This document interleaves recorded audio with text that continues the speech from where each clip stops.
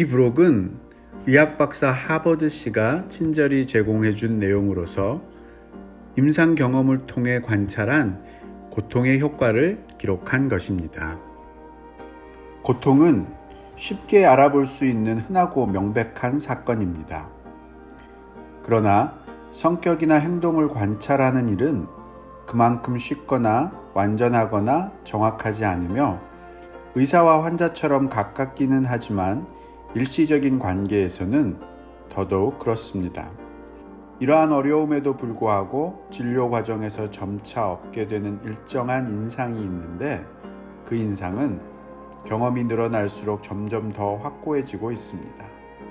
심한 육체적 고통이 짧게 닥칠 때 당사자는 그 고통에 압도되어 버립니다. 그는 대개 큰 소리로 불평을 토로하지 않습니다. 고통을 덜어달라고 애걸하기는 하지만 쓸데없이 상세하게 자기 괴로움을 설명하지는 않습니다. 그 사람이 자제력을 잃거나 난폭해지거나 이성을 잃는 경우는 흔치 않습니다. 가장 심한 육체적 고통이 이런 의미에서 참기 힘든 일이 되는 경우는 드뭅니다. 짧고 심한 육체적 고통을 겪고 난 사람에게는 뚜렷한 변화가 일어나지 않습니다. 장기간에 걸쳐 지속되는 고통은 좀 더 눈에 띄는 효과를 나타냅니다. 사람들은 거의 또는 전혀 불평 없이 고통을 받아들이며 점점 더 강한 정신력과 체념의 태도를 보여줍니다. 자만심이 수그러들기도 하고 때로 고통을 감추려는 결심을 하는 환자들도 있습니다. 류머티즘 관절염을 앓는 여성들은 폐병 환자의 스페이스티지카라는 행복감에 비견될 수 있을 만큼 특징적인 쾌활함을 보여줍니다.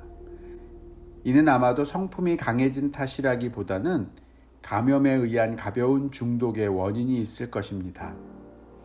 만성적인 고통을 겪는 사람들 중에는 상태가 점점 악화되는 이들도 있습니다.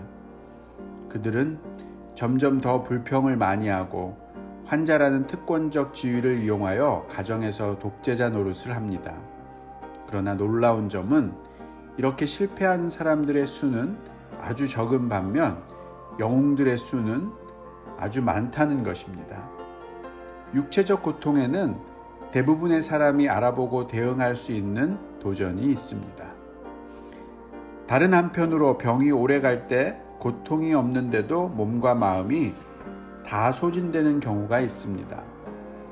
환자는 투병을 포기한 채 애처로운 소리를 내며 무력하게 자기 연민의 절망 속으로 빠져듭니다.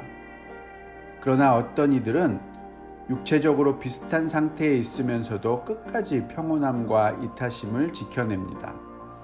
그런 모습을 보는 것은 드물지만 감동적인 경험입니다. 정신적인 고통은 육체적인 고통보다 덜 극적이지만 더 흔히 겪을 수 있으며 더 견디기 어려운 고통입니다. 정신적 고통은 감추려 할 때가 많기 때문에 더 괴롭습니다. 마음이 찢어진다는 말을 하기보다는 이가 아프다는 말을 하기가 더 쉬운 법입니다. 그러나 고통의 원인을 받아들이고 직시할 때 갈등을 통해 성품이 강해지고 정화될 뿐 아니라 고통도 때가 되면 대개는 사라지게 되어 있습니다. 물론 고통이 지속되어 파괴적인 효과를 내는 경우도 가끔 있습니다. 고통의 원인을 직시하거나 알아보지 못할 때 고통은 만성적 신경증이라는 음울한 상태로 이어집니다. 그러나 만성적인 정신적 고통도 영웅처럼 극복해내는 이들이 있습니다. 그들은 종종 놀라운 일을 해내며 자기 성품을 단련된 강철처럼 강하고 굳세고 예리하게 단련시킵니다. 현실적인 정신병의 상황은 좀 더 어둡습니다.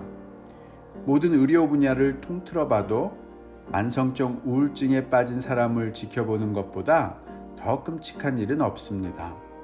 그러나 대부분의 정신병 환자들은 스스로 불행하다고 생각하지 않거나 실제로 자기가 어떤 상태인지 의식하지 못합니다. 두 경우 모두 설사 회복된다 해도 놀라울 만큼 아무 변화 없이 병들기 전의 상태로 돌아가 버립니다. 그들은 자기 병에 대해 아무것도 기억하지 못할 때가 많습니다. 고통은 영웅의 자질을 드러낼 기회를 제공합니다. 그리고 놀랄 만큼 많은 이들이 그 기회를 잡고 있습니다.